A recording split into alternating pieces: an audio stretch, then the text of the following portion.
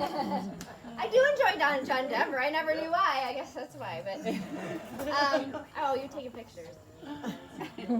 So we went back and forth on what to do. Obviously, with everything going on, it took some decision making and stuff. But we started off thinking something around the home, something around here, because this is kind of Dad's pride and joy of this building this from the ground up and stuff. So it just we're not the best event planners, but we just thought this is just, where else would you have it, I guess. So just grateful that you all came. I was going to start by just reading something from Grandma Morgan's,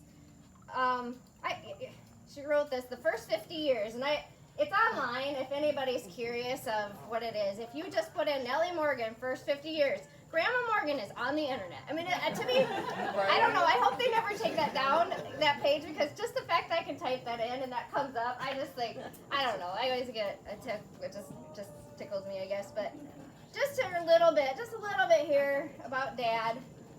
Dennis Allen, my little cotton top, so named by the hospital nurse for his white hair, was born Monday, April 10th, 1944, and he weighed only a little over 5 pounds. He has always been rather shy, but an excellent student, a conscientious worker, and a good athlete, but always reluctant to push himself into the center of things. In 1956, he suffered rheumatoid arthritis and had to have many of his teeth extracted before the aches and pains would stop, and he lost nearly a half year of school and still passed on condition, but he has always applied himself diligently to his schoolwork. I think that applied throughout his life. I mean, it just really does. So, you don't even know my order. Do you want to go ahead and say your, and then we'll go back to it. I can go. Sorry, I need to surprise you. Surprising. I didn't reveal my agenda here. Well, so just some thoughts about Dad. That things that I'll remember. He had a sharp sense of humor. He could find something funny in just about any situation. He took all the fishing trips that I went with him on back to the lake, and it wasn't always easy fishing with me because it took me a while to learn how to put the worm on the hook and to cast without hooking him in the head. I always remember the pieces of advice that he would give me. One was to always have a coat in the car. He said if you don't have the coat, or if it's warm, you can take the coat off. If it's cold and you don't have the coat, you can't put it on. So even on my commutes to Lansing, I would always have a coat, and that was because of that advice. Always had a winter coat just in case. The other advice, when I was a junior in college, I was kind of worried about an apartment I had signed up for and if it was going to turn out. He said, you make decisions and not mistakes. You just make the decision. And also, that was something that was only going to affect me for a few months, and it did. And it's been years since then now. So good advice. He had a strong work ethic. He really, and kind of dovetailing on what Amy said. He devoted a lot of time to providing for us as his family, and building this up, and something that I've observed and picked up off of. Kind of a side story. The last phone conversation I had with him before he passed away was when I called to let my mom and dad know that I had just been offered a job, and I called because I knew that for the previous year I had been unemployed for a year, and of course we had been going through a lot of different things with Josh, and of course Dad had been going through some things, and despite his health issues, he's still worried about Josh and myself, and and I called to let him know, just so I could let him off the hook for at least one of those. So it just was really important to me that it was good that I was able to talk to him on the phone, and I could say straight away, hey, I got a job offer. Things are getting better. And in my life, or at the time, it was a load off of my mind too a little bit. I remember when we went to Washington D.C. We were at the Lincoln Memorial, and for some reason he walked around the back of it, and I think he just was curious to see what was back there. We were a little ticked because he didn't include us, but He was a wanderer. and but that was what, Mom? So I was ticked because I. Well, I was trying to cover for you, but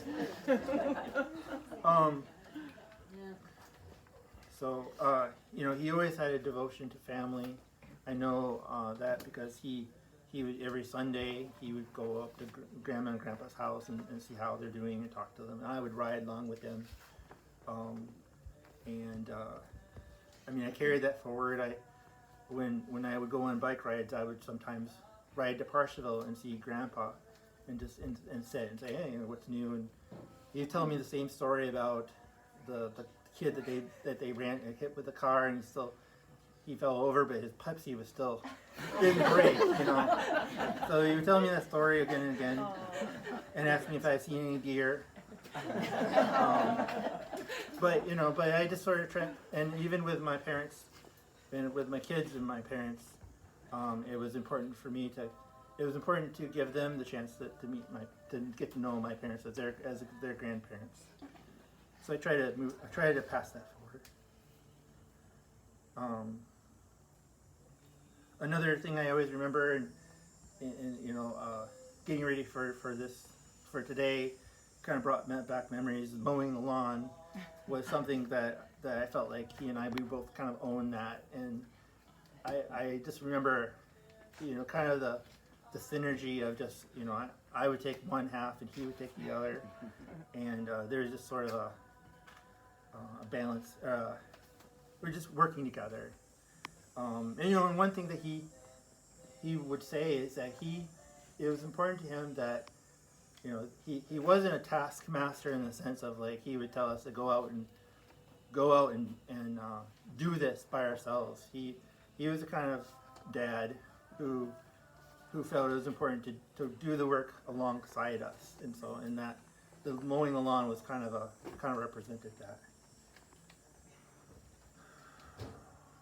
I remember we had several projects that he helped us with. We built a fort back in the woods, and we had his full support. I wasn't great with hammering nails either. We wanted to build soapbox racers, and he helped us with that. And he would say to me that, I could use any of the tools that were in the barn. No strings attached, just as long as I was responsible with them. So he's very, open to that. And I really admired his perseverance after his surgery, where he had his leg removed, or bottom, the surgery. And I just admired how he just kept going after that. He didn't let that. He didn't seem to let that affect him. And again, I drew strength from that, and just in terms of when Josh was diagnosed, and we were going through our own challenges. Dad was an inspiration for that too. Just how to work through challenges.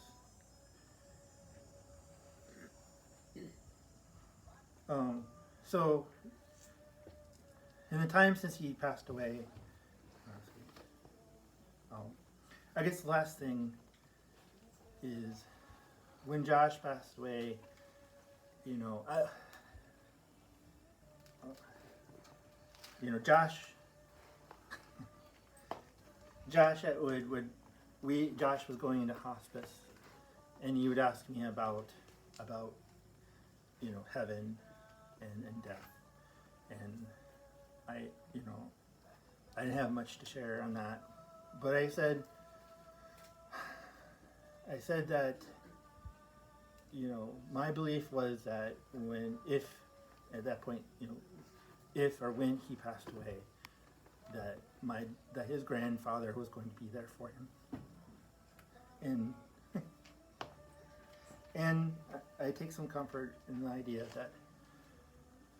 that my dad was there to greet him with open arms. So, okay, you're next. Great. Thank you everyone for coming. For sure. Thank you.